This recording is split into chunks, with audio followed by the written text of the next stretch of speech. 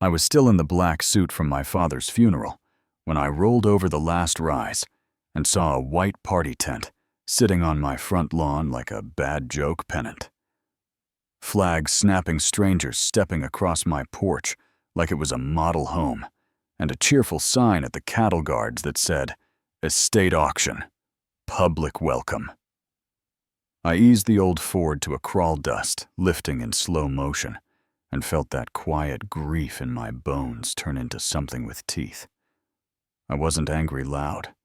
I was angry, steady, the kind that makes your hand sure on the wheel and your voice come out soft as a threat.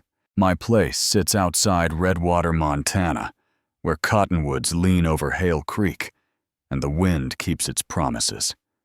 380 acres of fence. I can walk in the dark without a flashlight. Barns my grandfather raised with friends, and a borrowed crane. The deed to Hale Creek Ranch tucked in a leather folder I'd been keeping in the glove box since Dad's first scare, because he taught me paper matters when men with clipboards show up. The folks moving folding chairs across my grass wore navy polos with Sage Valley Community Association stitched over their hearts. Subdivision authority, pretending it could stretch across a creek and a century, and in the center of it stood Tricia Langford in a white pantsuit. Hair sprayed to stop Hale holding a clipboard like it was a badge. Hale she called like we were at a ribbon cutting. "So sorry about your loss. We tried to reach you, and she lifted pages with seals and stamps and fonts that make people nod. Then said the line, 'I'll remember longer than I'll remember my own phone number.' This isn't your property anymore. You know that hot, cold feeling that starts at the back of your neck and walks down your spine." Yeah, that happened. I stepped out in funeral shoes and let the silence talk first. Looked at the tent, the podium, the rented blue toilets parked by my barn like punctuation marks on disrespect, then told her plainly, "You and your plastic are on my land.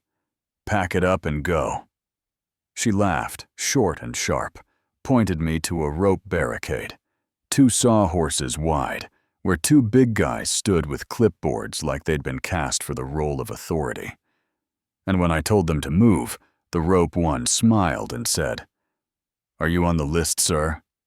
That "sir" hit wrong. Before I could answer, my neighbor Walt rattled up in his faded Subaru, the kind of man who keeps butterscotch in his pocket, and common sense in his eyes whispered, "Mason?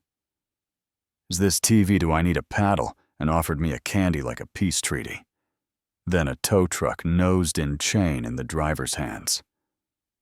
"Order says, remove the obstruction," he said. And I started taking calm photos with my phone plate company logo. His face, the chain catching sunlight. Like a silver snake told him my attorney's name and told him what it would cost to touch my bumper on my driveway.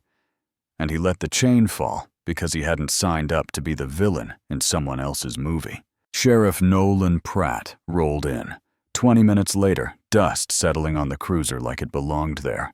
A man I've known my whole life, good at paperwork and avoiding fights and getting home at a reasonable hour.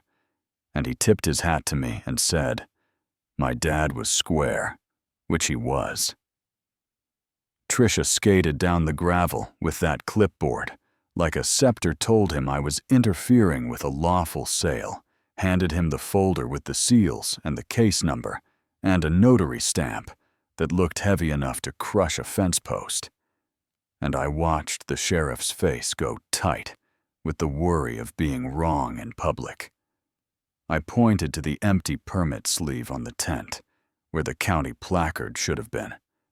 It flapped like a loose tongue, and Tricia snapped that we could handle that downtown, while her auctioneer in a shiny suit and a city cowboy hat squealed the microphone to life and called my home a once-in-a-lifetime escape opening bid. 500,000. Do I hear 6? Hands went up for a bargain that wasn't theirs. The numbers climbed. every shout. Felt like somebody tearing photos in half and near the barn. One of Trisha's guys jabbed the air with a cattle prod to move my heifers, and Walt snatched it out of his hand and clicked it harmless against a chair leg. Sparks popping a few bitters, booing because even vultures have lines. Then the sound changed.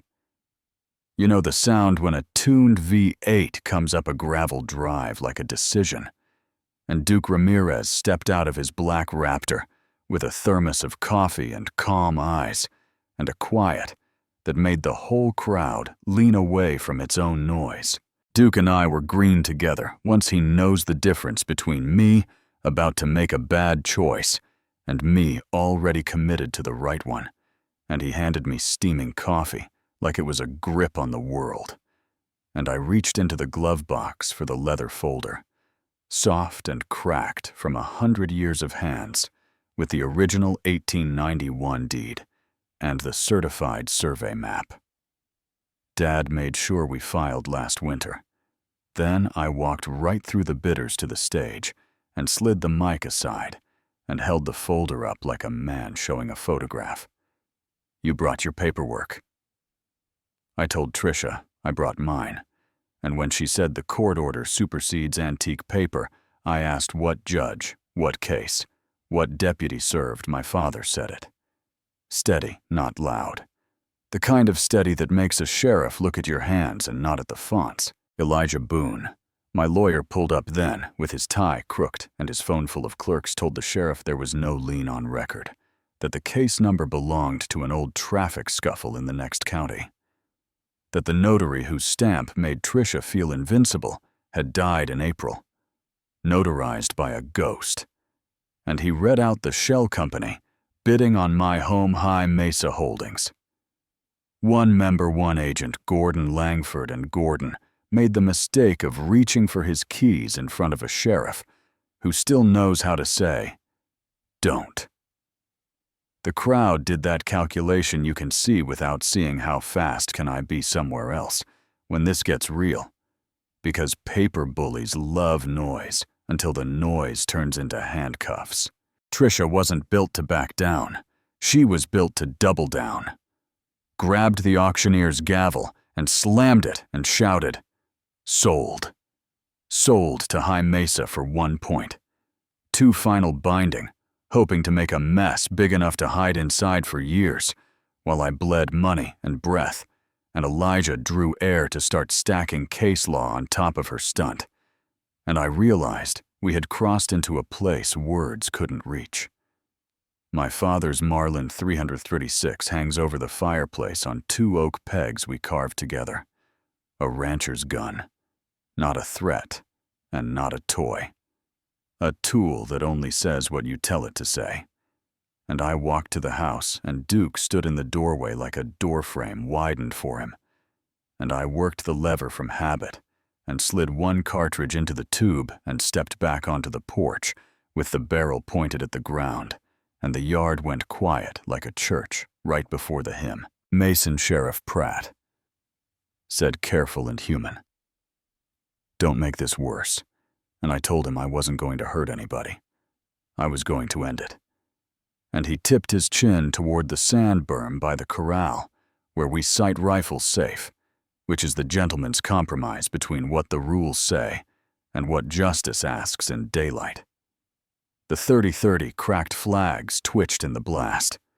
Birds lifted out of the cottonwoods, and you could feel the crowd's courage go hollow and run for the cars. The auctioneer pulled his hat low behind the podium. Like cardboard. Could stop reality. Gordon scrambled like a raccoon. Chairs toppled in waves, and in 10 seconds, the carnival peeled off my lawn.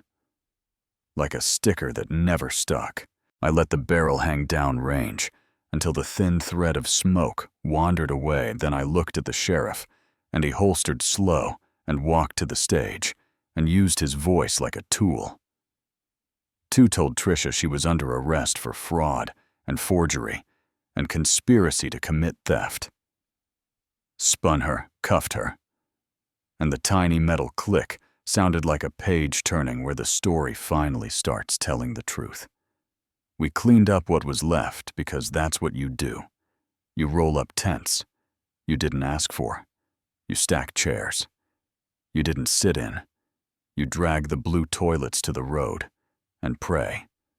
The rental company is punctual. Walt threatened to paint them like pumpkins if they weren't gone by morning. And the wind remembered how to move again. Later, the sheriff came back and looked at the marlin resting on its pegs and said he couldn't ignore that. Said he should write me up. And I told him he almost supervised a felony on my front lawn because a stack of fancy fonts told him to. Elijah gave him that lawyer stare that tastes like a court date. And the sheriff looked at the pasture where my father showed me how to read weather and said, "Just see, it doesn't happen again." Your dad was square. He wouldn't want to see you in a cell. And I said my dad wouldn't want to see his land stolen with office supplies either.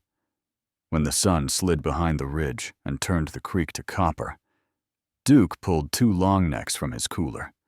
Because of course he did. We sat on the steps and clinked bottles to my old man. Walt held up a butterscotch like a toast.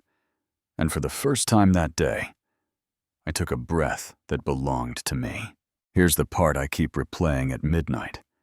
Not the shot, not the cuffs, not even Trisha's face when the paper turned on her. It's how close a piece of printer paper came to taking 100 years of calluses and putting them in a shell company ledger. Not a fire, not a flood, just ink and nerve. And it makes me wonder how many people don't have a leather folder in their glove box, or a friend who nods at the right time, or a sheriff who can still hear the difference between rules and right. Was I right to end an unlawful auction with 1 safe round into a berm on private land with county code on my side? Or did I cross a line you think should never be crossed, no matter where the muzzle points do? HOAs keep neighborhoods clean, or do they turn into something worse when the map blurs and the money gets big? What would you have done if you rolled home from a funeral and found strangers selling your life for sport? Tell me where you stand. Tell me where you're watching from. Tell me if I was wrong, or if you've lived through a version of this and kept your voice steady anyway.